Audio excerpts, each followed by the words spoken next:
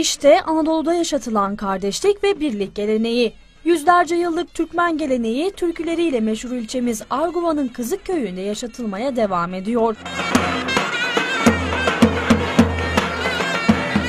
Köylüler baharın gelişini kış yarı şenliği adını verdikleri etkinlikle kutluyorlar. Etkinlikte yaylaya göçe hazırlanan bir kervan canlandırılıyor.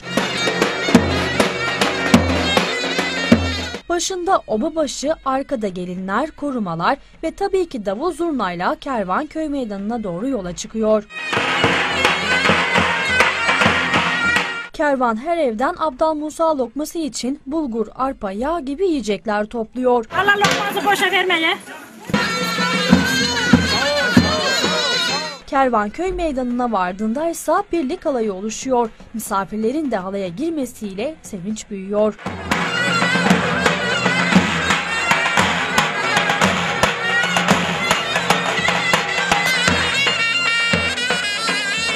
Baharın bolluk bereket getirmesi için gelinlere şekerler dağıtılıyor.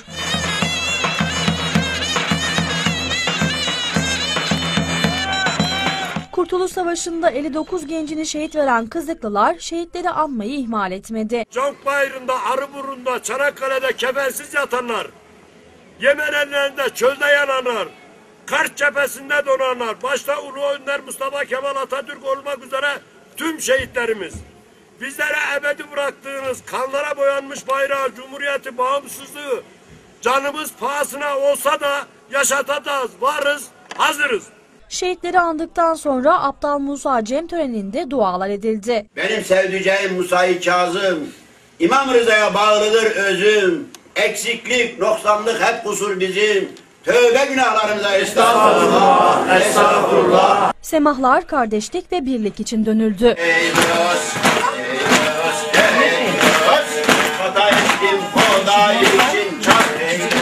Köylülerin birliğini ve eşitliğini simgeleyen Abdal Musa birlik lokmasının dağıtılmasıyla etkinlik son buldu.